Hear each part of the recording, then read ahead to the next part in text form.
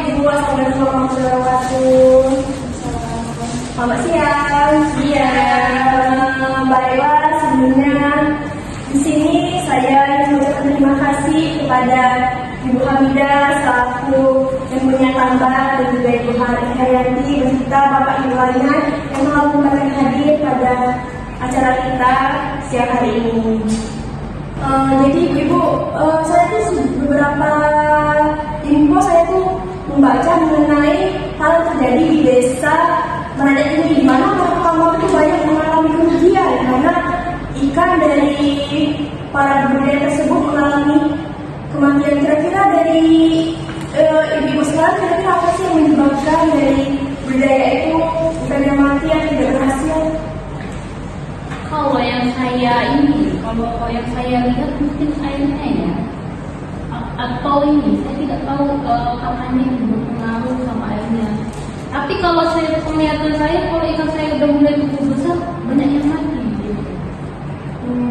Kira-kira tuh dari pakannya kalau di sini tuh dari apa Bu? Karena kalau berdasarkan yang info yang saya tahu di sini banyak menggunakan pakan ikan nabati.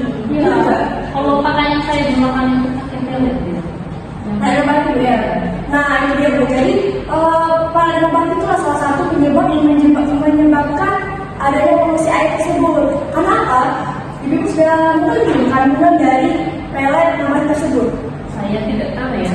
Saya beli murah, saya pakai ya gitu. Nah jadi kan pelet nabati itu kan digunakan. Nah itu tidak ramah lingkungan. Kenapa dia tidak ramah lingkungan? Karena dalam pelet nabati itu mengandung asam nitrat. Yang dimana pada pelet tersebut itu dia tuh membuka adanya fosfor dan nitrogen. Yang dimana ketika pelet tersebut dimakan atau dikonsumsi oleh ikan tersebut itu bisa menyebabkan susahnya dicerna oleh ikan, sehingga dari pelet tersebut itu tidak terurai dan langsung terbuang bersama feses, sehingga dari feses tersebut itu bisa menyebabkan polusi dari air yang di budidaya tersebut. Itu juga bisa menyebabkan gunung alga. Itu salah satu penyebab itu ikan ibu tadi setelah sudah besar atau baru-baru itu mengalami kematian, sehingga bisa menyebabkan kerugian. Kalau misalnya saran pakan dari kakaknya itu ada tidak? Soalnya kami nggak bisa ya kalau ganti pelet gitu karena pakan lain itu pasti mahal. Nah kan jadi di situ ibu-ibu kebanyakan pakai pakan nabati ya. Nah di sini ibu tahu sama sekali bagaimana sih cara sederhana dengan menggunakan pelet yang ramah lingkungan? Itu harga murah itu. Jadi sebenarnya itu jangan terfokus ke harga murah, karena percuma kalau harga itu murah tapi dari hasil budidaya kita itu rugi. Nah di sini saya tuh ada solusinya, di mana itu menggunakan pelet ikan dengan enzimase. Yang mana enzimase itu bisa membantu ikan tersebut pencernaannya, sehingga ketika proses terbuang itu tidak mempengaruhi lingkungan dan juga tidak menyebabkan bumi alga.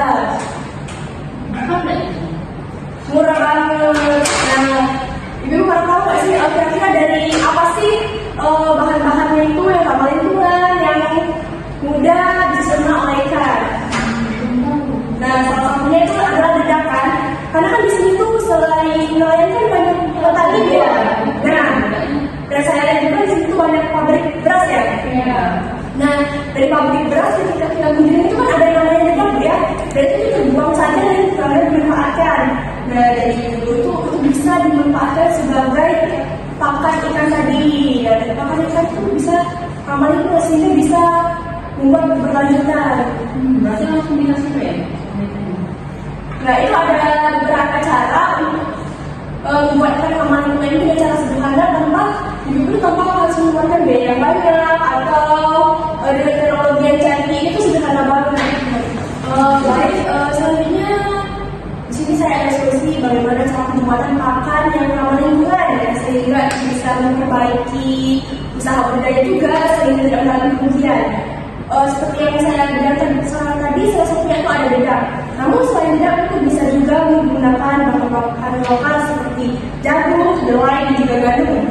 Gimana sih cara pembuatannya itu pada pelet ini? Atau mau tetap pakai pakan yang tidak ramah lingkungan tadi? Nah, jadi pertama-tama itu sebenarnya itu ada bedak atau dari jagung atau gandum itu bisa dimanfaatkan. Yang mana seperti yang saya bilang tadi itu menggunakan enzim lipase. Jadi seperti dedak atau juga jagung itu dicampurkan dengan enzim lipase. Nah, kemudian itu bisa ditambahkan dengan beberapa vitamin dan juga mineral sehingga bisa meningkatkan dari kualitas gizi dari ikan tersebut.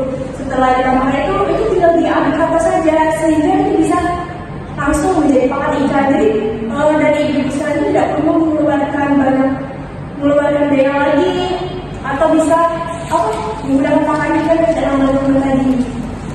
Gimana dari ibu ada yang ingin ditanyakan juga?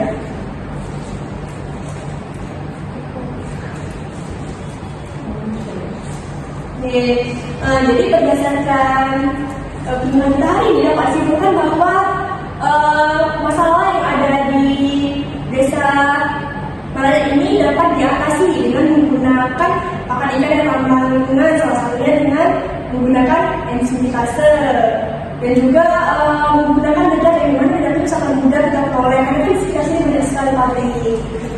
Mungkin itu saja, sekian dari saya. Terima kasih kepada Bapak Ibu yang telah menyempatkan hadir.